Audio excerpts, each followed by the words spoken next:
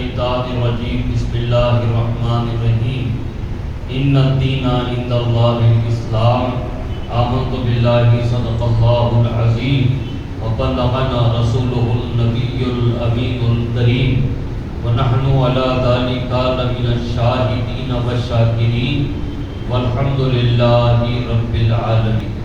حضرات گرامی، قابل احترام بزرگوں اور قابل قدر نوجوان دوستوں اور ساتھیوں، اسلام دین فطرت ہے، پاکیزہ صاف ستھرا دین ہے۔ اس کی تعلیمات انسان کو، چاہے وہ مرد ہو یا عورت ہو، عزت عصمت کی حفاظت کا اعلیٰ ترین ذریعہ ہے۔ حضرات گرامی، آج چند ایک موضوعات پر آپ حضرات سے چند گزارشات کرنی ہیں۔ تو سب سے پہلے تو میں اس بات کی وضاحت ضروری سمجھتا ہوں کہ حجاب، پردہ،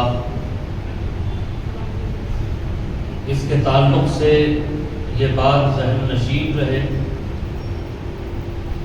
کہ اسلام ایک ایسا مذہب ہے جس کی تعلیمات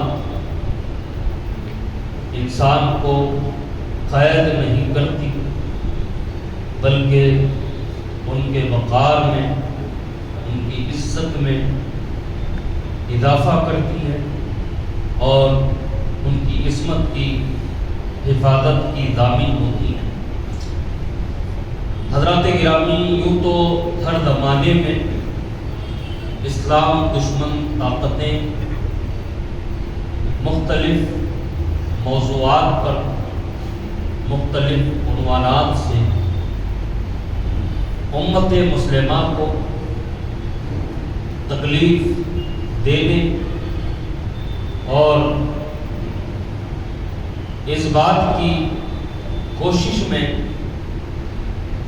کہ جس طرح دوسری اقوام اپنے مذاہب سے بیزار ہیں، اسی طرح مسلمان بھی دین اسلام سے بیزار ہو جائے۔ کبھی آزادی اظہار کا نعرہ لگایا جاتا ہے، کبھی آزادی ضمیر کا نعرہ لگایا جاتا ہے، اور مختلف معاملات پر ہمیشہ اعتراضات کا سلسلہ چلتا رہا ہے، چل رہا ہے اور چلتا رہے گا۔ حضرات گرامی، کبھی حضور پاک صلی اللہ علیہ وآلہ وسلم کی شان اقدس میں گستاخیاں کی گئی، کبھی معاذ اللہ حضور پاک صلی اللہ علیہ وآلہ وسلم سے کارٹون اور خاکوں کو منسوب کیا گیا، کبھی قرآن حکیم سے جو آیات جہاد ہیں ان کو نکالنے کی بات کی گئی، اور کبھی طلاق ثلاثہ کے مسئلے پر مسلمانوں کو ایذا پہنچائی گئی، کبھی قانون وراثت پر انگلیاں اٹھائی گئیں، اور کبھی مسلمانوں کو بنیاد پرست کہا گیا، دہشت گرد کہا گیا۔ اس طرح کے معاملات ہم اپنے ہمارے اپنے بزرگ بھی دیکھتے آئے ہیں، ہم بھی دیکھ رہے ہیں، ہماری نسلوں کو بھی ان چیلنجز کا سامنا ہوگا۔ اب موجودہ وقت میں پردے کو لے کر، حجاب کو لے کر جو طوفان بدتمیزی مچایا جا رہا ہے،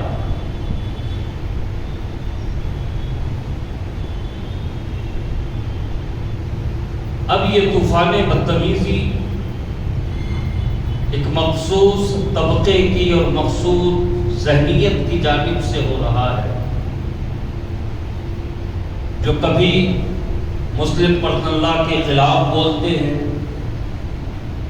کبھی یکساں سول کوڈ کی بات کرتے ہیں، کبھی یہ تاثر دیتے ہیں کہ ہم تو مسلمان عورتوں کے بڑے ہمدرد ہیں، کہ پردے کے ذریعے، حجاب کے ذریعے عورتوں کو قید کیا جا رہا ہے، ان کے حقوق کو دبایا جا رہا ہے، کچلا جا رہا ہے۔ اور یہ ایسے میٹھے انداز میں یہ باتیں کہی جاتی رہی کہ ہم میں سے کچھ کم علم مغرب زدہ، مغرب سے اور ان کی تہذیب سے متاثر لوگوں نے اپنے طور پر یہ سوچ لیا کہ واقعی پردے کے ذریعے ہماری بہو بیٹیوں کو قید کیا جا رہا ہے، لہذا ان کو پروانہ دے دیا گیا، بیٹیوں، بہوؤں کو، بہنوں کو، کہ تم چاہو تو بے پردہ ہو سکتے۔ اس کے ذریعے یہ تاثر دیا گیا کہ ہم اسلام کے مخالف نہیں ہیں، مسلمانوں کے مخالف نہیں ہیں، بلکہ مسلمان عورتوں کے ہمدرد ہیں۔ حضرات گرامی، لیکن موجودہ حالات میں یہ تحریک جو رخ اختیار کر چکی ہے، چند دن قبل اس کے پس پردہ جو ذہنیت کا فرما ہے وہ کھل کر آ گئی۔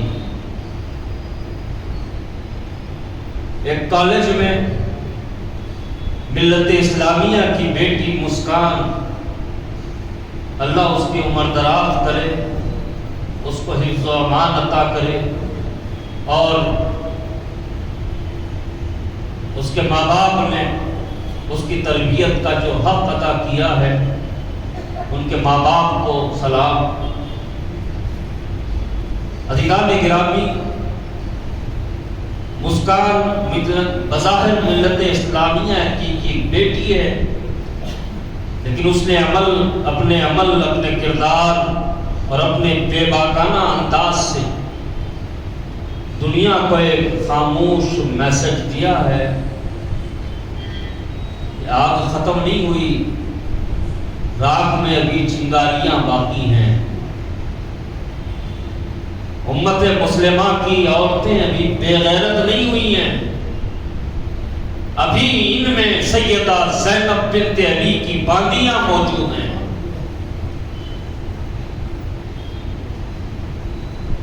اور یہ میسج بھی دیا ہے کہ دنیا لاکھ کوششیں کر لے، لیکن مسلمان نہ دین کی تعلیمات سے منحرف ہو سکتا ہے، نہ دینی شعار کو چھوڑ سکتا ہے، اور اس کو اپنی دینی حمیت کے اور دینی غیرت کے اظہار کے لیے مجمع کی ضرورت نہیں ہے۔ سینکڑوں سنگھی جنونیوں کے سامنے ہمارے گھر کی ایک بیٹی بھی کھڑی ہو جائے تو دنیا کو یہ میسج دے گی کہ یہ اللہ کی ذات پر بھروسہ کرنے والی بچی ہے۔ تو یہ ساری دنیا میں یہ میسج پہنچا ہے۔ عزیزان گرامی، بہت کچھ کہنا ہے۔ اس ایک بیٹی نے سارے مسلمانوں کی غیرت کو جھنجھوڑ کر رکھ دیا ہے۔ یہ بتا دیا کہ تم جھکنے والی قوم نہیں ہو، تم یکا و تنہا بھی ہو تو آنکھ ملا کر بات کرنے والی قوم کے فرد ہو،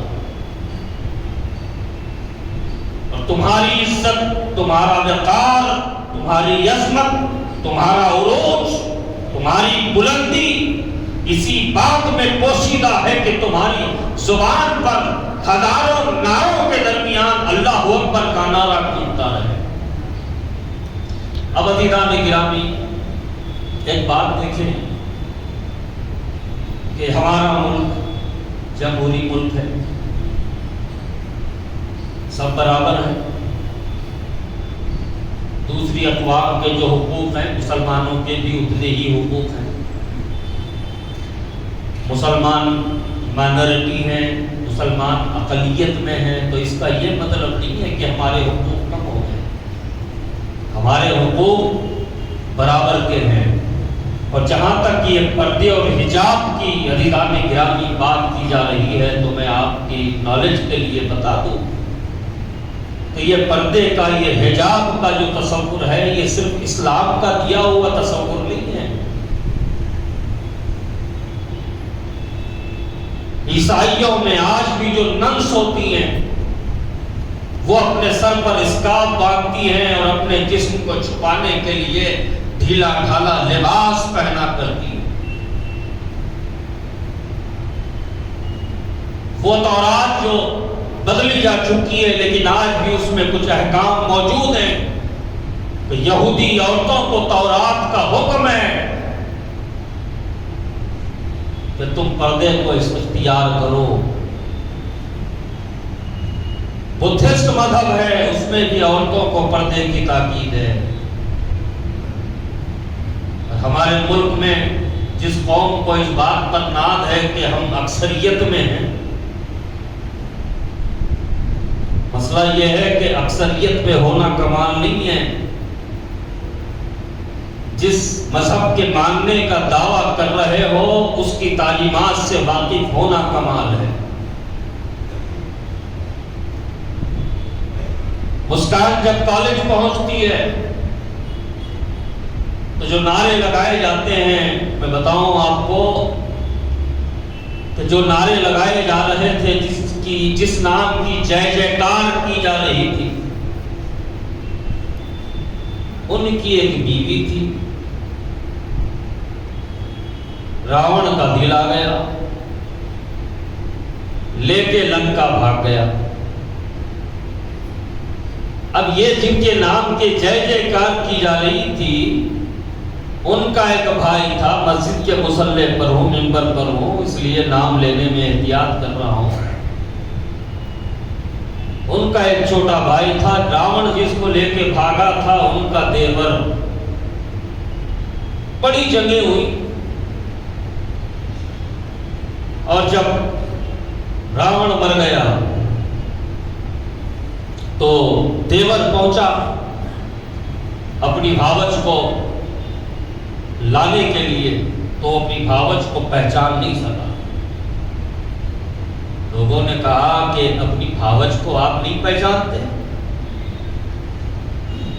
تو میں یہ اس لیے عرض کر رہا ہوں کہ جو اس قسم کے نعرے لگا کر مسلمانوں کو تکلیف دینے کی کوشش کرتے ہیں، اور یہ نعرے لگا کر ایک مسلمان بچی کے حوصلوں کو پست کرنے کی کوشش کی گئی، کم از کم تم اپنے مذہب کے بارے میں جان لو، جس کا نعرہ لگا رہے ہو اس کی تاریخ بھی تو پڑھ لو۔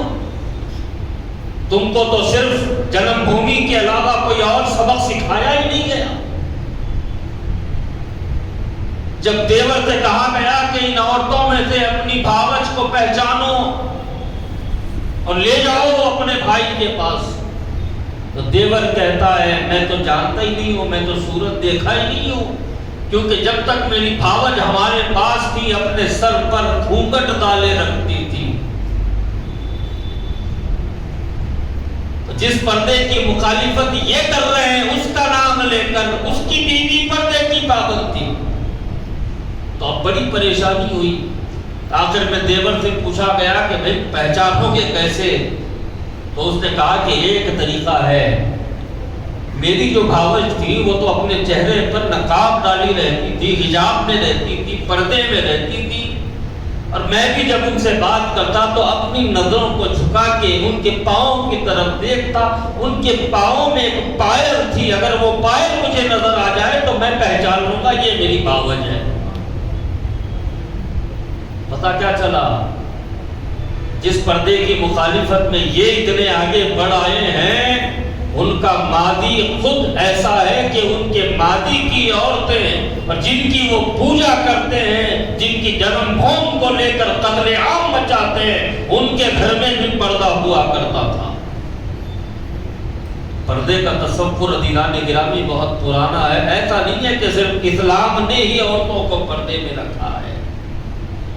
اور نادانوں کو یہ سمجھنا چاہیے کہ نادانوں، اللہ سبحانہ و تعالیٰ نے سورہ نور میں، سورہ احزاب میں پردے کے احکام کی نازلیں آیات شامل رکھی ہیں۔ ان آیات کو اگر ہم بغور پڑھتے ہیں تو ہمیں اندازہ ہوتا ہے کہ عورتوں کو پردے کا حکم بعد میں دیا گیا، پہلے مردوں کو اپنی نگاہیں نیچی رکھنے کی تاکید کی گئی۔ یہ اسلام ہے، اور اسلام اس بات کو مانتا ہے کہ اگر آدھا دین مرد کا ہے تو آدھا دین عورت کا ہے۔ اسلام کی تعلیمات کو پڑھیں تو ہمیں اندازہ ہوگا کہ مرد اور عورت کو مساوانہ سلوک ہے کا حق حقوق موجود ہیں اسلام میں۔ لوگ کہتے ہیں کہ بھئی مسلمان عورتوں کو گھر سے باہر نکلنے پر پابندی ہے۔ کیوں ہے پابندی؟ اگر وہ پردے کے ساتھ ضرورت کے مطابق، ضرورت کے تحت اگر پردے کے ساتھ، گوشے پردے کے ساتھ اگر وہ باہر نکل کے کام کرتی ہے تو اسلام معترض نہیں ہے، اسلام کو اس پر کوئی اعتراض نہیں ہے۔ لیکن عزیزان گرامی، جہاں تک عورتوں کو گھر کے کام سپرد کیے گئے، مرد کو باہر کے کام سپرد کیے گئے، اس کی وجہ یہ ہے کہ عورتوں کی طاقت اور مردوں کی طاقت میں بڑا فرق ہے۔ مرد جو باہر نکل کے محنت مشقت اٹھا سکتا ہے، عورت اتنی محنت نہیں کر سکتی۔ تو عورت کو گھر کی ذمہ داری دی گئی کہ تم گھر کے کام کاج کرو، تمہارے جو بچے ہیں ان کی تربیت کرو، ان کی نگرانی کرو، ان کے معاملات دیکھو، اور تمہارے لیے تمہارا شوہر گھر سے باہر جائے گا، محنت کرے گا، مشقت اٹھائے گا، اور تم کو عزت کے ساتھ تمہارے حلق سے لقمے اتارے گا۔ اسلام نے عورت کو قیدی نہیں بنایا، بلکہ میں تو کہوں گا کہ اسلام نے، اللہ سبحانہ و تعالیٰ نے عورت کو جو پردے کا حکم دیا ہے قید نہیں کیا ہے، بلکہ عورت کی عزت و وقار میں اضافہ کر دیا ہے۔ اب آپ پردے سے کسی بات کی اہمیت کو بڑھنا اگر سمجھنا چاہتے ہو تو اس بات کو سمجھو کہ آپ کسی قبرستان میں چلے جاؤ، بہت سی قبریں ہوتی ہیں مسلمانوں کے قبرستان میں۔ جب ہم جاتے ہیں تو بہت سی قبریں ہوتی ہیں، اور آج کل تو آبادی سے زیادہ قبرستان آباد ہو گئے، قبریں بالکل بادو بھی قبریں بن گئی ہیں، راستے بھی بند ہو گئے ہیں۔ اللہ سے معافی مانگتے ہوئے بعض وقت ان قبروں کو پھلانگنا پڑتا تاکہ ایک قبر تک پہنچا جا سکے، یا کسی تدفین میں ہم پہنچے تو جو قبر میں تدفین کی جا رہی ہے وہاں تک پہنچنے کے لیے ہمیں قبروں کو اگلنا پڑتا ہے۔ لیکن عزیزان گرامی، ایک بات غور کریں، قبروں کو آپ اگلتے جا رہے ہو، ایک قبر آئی جس پر غلاف پڑا ہوا ہے، دوسری قبور کی طرح آپ اس کو نہیں اگلو گے، کوشش کرو گے کہ اس کے بازو سے راستہ بن جائے۔ ساری قبریں تو اگلتے ہوئے آئے، لیکن اس قبر کے پاس آ کر آپ رک گئے، بولے نہیں اس کو نہیں اگلنا ہے، اس کے بازو سے جانا ہے۔ کیوں؟ وہ غلاف اس بات کی علامت بنا ہوا ہے کہ اس قبر میں موجود عام مردوں کی طرح کوئی مردہ نہیں ہے، کوئی اللہ والا اس میں موجود ہے۔ خود بخود اس کے تعلق سے احترام پیدا ہو جاتا ہے۔ اب آپ دیکھیں یہاں بھی بہت سی کتابیں بھی رکھی ہوئی ہیں، قرآن حکیم بھی رکھا ہوا، ہمارے گھر میں بھی بہت سی کتابیں ہوتی ہیں، قرآن بھی رکھا ہوتا ہے، لیکن بہت سی کتابوں اور قرآن میں جو فرق کرنے والی چیز ہوتی ہے وہ قرآن کے اوپر لگا ہوا کپڑا ہوتا ہے۔ یہ بتاتا ہے کہ یہ عام کتاب نہیں ہے، یہ کوئی خاص ہے، تو دیدان گرامی، اسلام نے عورت کو پردے کی تعلیم دی ہے، پردے کی تاکید کی ہے، پردے کا حکم دیا ہے اللہ تعالیٰ نے. تو اس کی وجہ یہی ہے کہ مسلمان عورتیں اگر پردہ کریں گی تو دوسری عورتوں کے برابر نہیں ہوں گی، لوگوں کی نظروں میں ان کی عزت بڑھ جائے گی. جس طرح مرد کی نظریں ہر عورت کو گھورا کرتی ہیں، لیکن جب کوئی برقع پوش خاتون ان کے سامنے آ جائے تو وہ اپنی نظروں کو بدل لیا کرتی ہے. خیر نہیں ہے، عزت کا باعث ہے. اور عزیزان گرامی، یہ جو واقعہ ہے یہ لمحہ فکر ہے، دعوت فکر دے رہا ہے کہ ہم اپنی بچیوں کو اسلام کی تعلیمات سے آراستہ کریں. اپنے بچیوں کو بتائیں کہ بیٹی تم اسلام کی ماننے والی ہو، مغلوب ہو کر زندگی مت گزارو، تم مظلوم نہیں ہو، تم تو باوقار ہو، تم عزت والی ہو، تم سیدہ فاطمہ الزہرا خاتون جنت سلام اللہ علیہا کی باندی ہو، ازواج مطہرات بالخصوص سیدہ عائشہ صدیقہ رضی اللہ تعالی عنہا کی باندی ہو. اور کربلا کے میدان سے سادات کو بچا کر واپس ملک شام سے واپس مدینہ طیبہ کو لانے والی خاتون سیدہ زینب بنت علی رضی اللہ تعالی عنہا کی باندی ہو. اپنی بیٹیوں کو ہم بتائیں، سکھائیں کہ بیٹی تمہاری عزت صرف تمہاری عزت نہیں ہے بلکہ تمہارے خاندان کی عزت ہے، صرف تمہارے خاندان کی نہیں بلکہ تمہاری عزت امت مسلمہ کی عزت ہے. یہ اپنی بچیوں کو سکھائیں. اور عزیزان گرامی، یہ جو واقعہ پیش آیا یہ سارے مسلمانوں کے لیے دعوت فکر بنا ہوا ہے. اور میں بڑی سنجیدگی سے اپنے نوجوانوں سے، نوجوان بھائیوں سے ایک بات کہوں گا کہ آپ پڑھ رہے ہو، اللہ آپ کو دونوں جہاں کے دنیا اور آخرت کے علم سے مالا مال فرمائے. دنیا و دین کی تعلیم آپ تک پہنچے، دنیا اور دین کی تعلیم سے آپ بہرہ ہو جائیں. میں نوجوانوں سے کہوں گا بالخصوص میرے بھائی، اب ہمارے ملک کے حالات بدلتے جا رہے ہیں. انجینئرز بہت ہو گئے. پہلے انجینئر کا مطلب ہوتا ہے گھر بنانے والا. اب انجینئرنگ میں بھی کئی کیٹیگریز بن گئے ہیں. میکانیکل انجینئر، کمپیوٹر انجینئر، پھر کمپیوٹر انجینئر کی دو شاخیں، soft where engineer, hard where engineer. ہاں ویسے ہی ڈاکٹروں کے معاملے بھی الگ ہو گئے. اب تو اتنا باقی ہو گیا ڈاکٹروں کے معاملے میں کہ اب سیدھی آنکھ کا ایک ڈاکٹر ہوگا، بائیں آنکھ کا ایک ڈاکٹر ہوگا. اور یہ سارے کے سارے جو تعلیمات ہیں، انجینئر ہو، ڈاکٹر ہو، یہ تب پیسہ کمانے کا ذریعہ بنے ہوئے ہیں. پیسے کے پیچھے، دولت کے پیچھے بھاگنا بند کرو. اور یہ جو ہمارا مزاج ہے کہ جہاں ایس ایس سی پاس ہوا بچہ، انٹر پاس ہوا، اس کا پاسپورٹ بنا دیے اور کوشش کرنے لگے کہ بھئی کسی طرح ہمارا بچہ باہر چلا جائے، کچھ نوکری مل جائے. عزیزو، اپنے وطن کی روٹی بہت قیمتی ہوتی ہے. آپ باہری ملک میں جا کر کچھ بھی غذا کھا لو لیکن گھر کے دال اور چاول کی یاد بہت آتی ہے.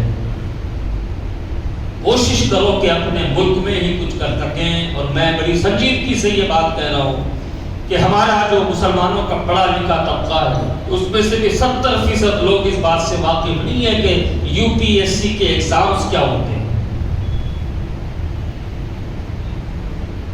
آئی A S, I P S, I R S, I F S کی قوت کیا ہوتی ہے، ان کا پاور کیا ہوتا ہے. چھوٹی بات کہہ کر میں سمجھا دوں ان کا پاور. یہ جتنے منسٹرز ہوتے ہیں، ریاستی ہو یا پھر مرکزی ہو، یہ سب بھائی انگوٹھا ہوتے ہیں. ان کو کسی لیٹر کی نہ ہیڈنگ پڑھنی آتی ہے نہ اینڈنگ پڑھنی آتی ہے. یہ انگوٹھے ہوتے ہیں، ان کو کچھ نہیں معلوم. بس ان کو تو یہ معلوم کہ ہمیں کانوے مل گیا، ہمیں سیکورٹی مل گئی، ہمیں ایک پروٹوکول مل گیا، ہمارا لسٹ میں نام چڑھ گیا کہ بھئی یہ فلاں چیز کے وزیر ہیں. بس ان کو اتنا ہی ہے. اور پھر اپنے اثر رسوخ کے ذریعے زمینوں پہ قبضے، جتنے غنڈہ گردی کے معاملات ہیں یہ سارے کر کے وہ بڑے خوش رہتے ہیں. ان کو کچھ نہیں معلوم. لیکن ان کو جو گائیڈ کرنے والے ہوتے ہیں وہ IAS اور IPS ہوتے ہیں۔ آج مسلمانوں کے خلاف جتنے بل پاس کیے جا رہے ہیں، مسلمانوں کی شریعت کے تعلق سے جو کچھ باتیں کی جا رہی ہیں، منسٹر تو بھائی انگوٹھا ہے، اس کو تو کچھ نہیں معلوم، یہ تو وہی بولے گا جو اس کو سکھایا جائے گا۔ سکھانے والے یہ ہوتے ہیں،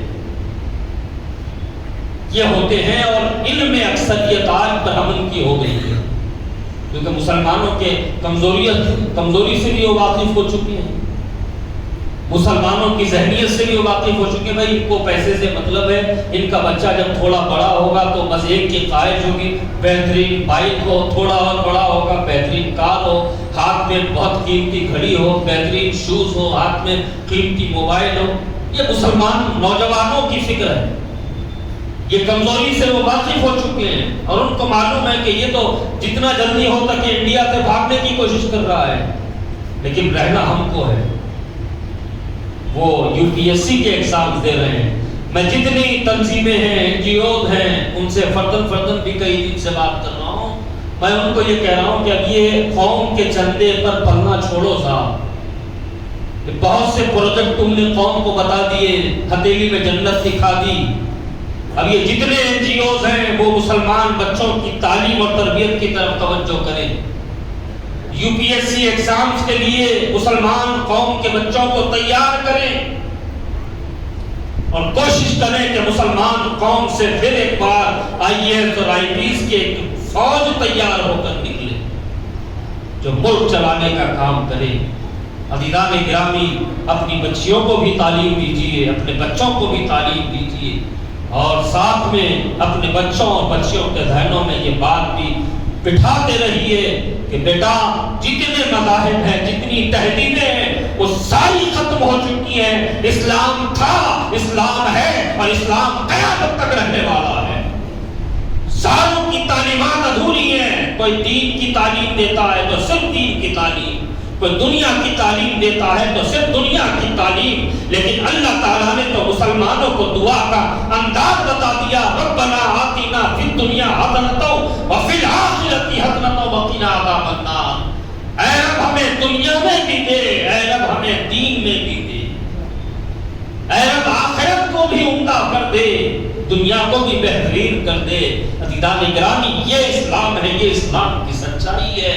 تو اپنے خاص طور پر میں نوجوانوں سے درخواست کروں گا کہ اب چبوتروں کے کلچر کو چھوڑ دیں، اب ہوٹلوں کے کلچر کو چھوڑ دیں، یہ ڈھونڈ کے مندی کھانا چھوڑ دیں، یہ ڈھونڈ کے کباب پراٹھے کہاں اچھے ملتے ہیں، اس کی چکر چھوڑیں۔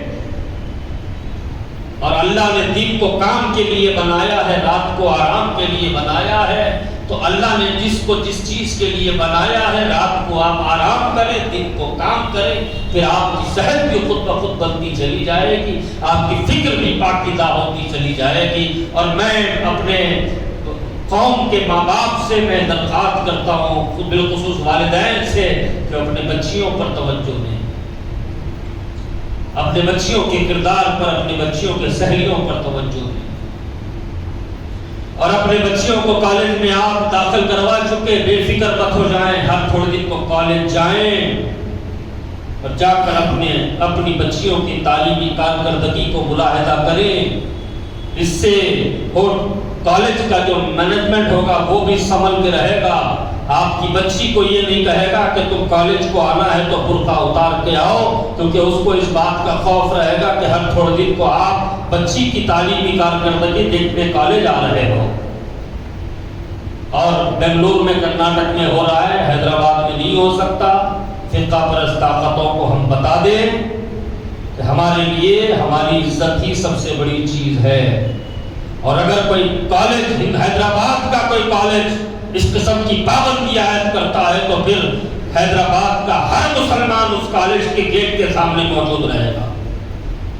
اس کو میری وارننگ سمجھ لیں، تنبیہ سمجھ لیں، نصیحت سمجھ لیں۔ تلنگانہ میں اس قسم کی کوئی حرکت برداشت نہیں کی جائے گی۔